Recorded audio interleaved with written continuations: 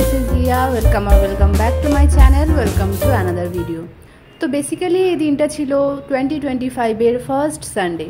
তো কিভাবে আমি আমার বছরের প্রথম হলিডেটা কাটালাম ভাবলাম তোমাদের সাথেও সেটা একটু শেয়ার করি। সাথে এই দিন লাঞ্চে বানিয়েছিলাম ভীষণ সিম্পল অথচ ফ্যান্সি একটা খাবার, সেটার রেসিপিও তোমাদের সাথে এই ভিডিও শেয়ার করব। তো স্কিপ না করে ভিডিওটা পুরোটা দেখো, আশা করি তোমাদের ভালো লাগবে। সকাল সকাল উঠে নিজে ফ্রেশ হয়ে গাছে জল দিয়ে তারপরে একটুখানি রোদ সেঁকতে বসে গেছিলাম। ব্রেকফাস্টে বানিয়ে নিয়েছিলাম আমার ফেভারিট স্যান্ডউইচ আর নিয়েছিলাম দুটো বয়েলড এগ। এই স্যান্ডউইচটা খেতে এত ইয়াম হয় যে আমি খেতে খেতেও দারুণভাবে এনজয় করি, আর বানাতে সময় লাগে না বলে আরো ভালো লাগে। বাই 9:30 আমার ব্রেকফাস্ট হয়ে যায়। তারপর 10:30 নাগাদ আমি রোদ পোহাতে পোহাতে একটা কমলা লেবু খাই, কারণ আমার ছোটবেলার কথা খুব মনে পড়ছিল।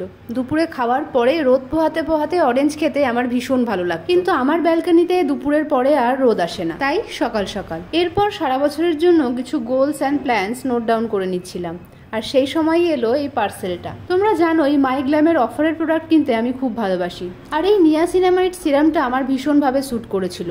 এবারে এই দুটো ছিল 1 টাকায়, আর সাথে 199 এর কোনো প্রোডাক্ট নিয়ে নিলে ডেলিভারিও ছিল ফ্রি, তাই আমি এই লিপ বামটাও নিয়ে নিয়েছি।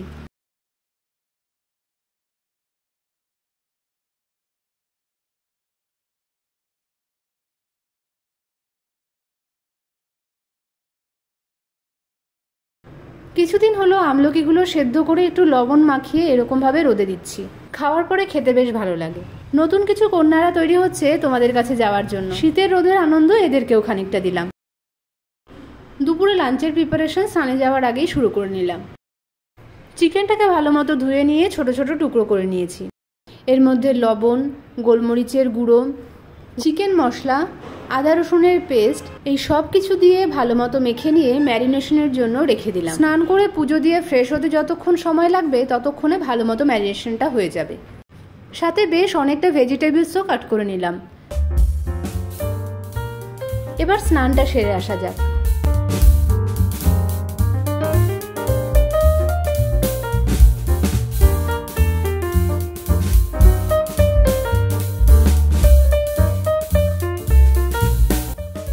স্নান টান করে ভালো মতো চুল টুল আছড়ে নিয়ে একটু স্কিন কেয়ার করে নিয়ে এবার যাব রান্নাঘরে।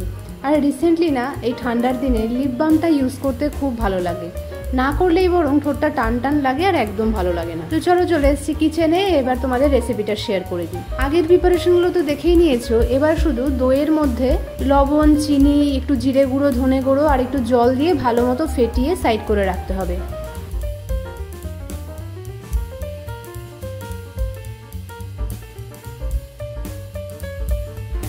কড়াইতে সাদা তেল দিয়ে ভালো মতো গরম হওয়ার পর চিকেনের টুকরোগুলো দিয়ে এটাকে ফ্রাই করে নেব।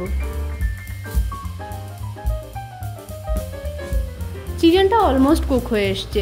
এবার এর মধ্যে খানিকটা সয়া সস দিয়ে একটু টস করে নিয়ে আরও খানিকক্ষণ ফ্রাই করে নেব। ব্যাস, আমার ডিশের জন্য চিকেনের প্রিপারেশন কিন্তু রেডি। এবার একটা গ্রেভি রেডি করব।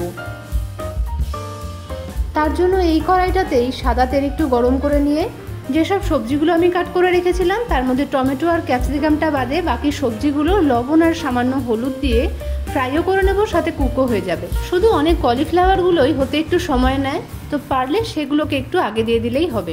আমি চেক করে নিয়েছি ফুলকপিটা হয়ে গেছে, তাই এর মধ্যে ক্যাপসিকাম আর টমেটোটাও দিয়ে দিলাম।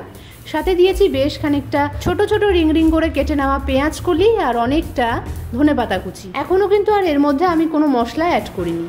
সবটা ভালো মতো কুক হয়ে গেছে। এবার গ্যাসটা বন্ধ করে নিয়ে এই গরম কড়াইতেই মশলা মেশানো ফ্যাটানো দইটা দিয়ে সব সবজির সাথে ভালো মতো মিশিয়ে নেব।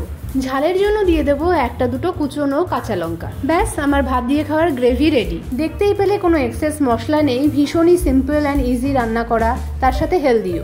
আর দুপুরে ভাতটা না খেলে ঠিক পেট ভরে না, তাই ভাতের সাথে এরকম একটা দইয়ের কারি নিয়ে সাথে কিছু চিকেনের ফ্রাই নিলেই কিন্তু বিষয়টা একদম জমে। আর আমার তো শুধু দই ভাত খেতেও খুব ভালো লাগে, সাথে যদি এটাকে একটু এরকমভাবে টুইস্ট করে টেস্টি করে নেওয়া যায় তাহলে তো আরও ভালো। সাথে নিয়েছি কিছু শসার টুকরো আর ছড়িয়ে দিয়েছি খানিকটা পেঁয়াজ কুচি। কি দেখতে ভালো লাগছে তো, খেতেও কিন্তু তেমনই টেস্টি হয়েছিল। যারা ডায়েটে আছো অথচ ভাত না খেলে চলে না, তারা কিন্তু এইরকম রেসিপিগুলো ট্রাই করতে পারো। দই ফোটালে দইয়ের পুষ্টিগুণ নষ্ট হয়ে যায়, তাই আমি কিন্তু দইটাকে এখানে ফোটাইনি। খেতে জাস্ট ফাটাফাটি হয়েছে।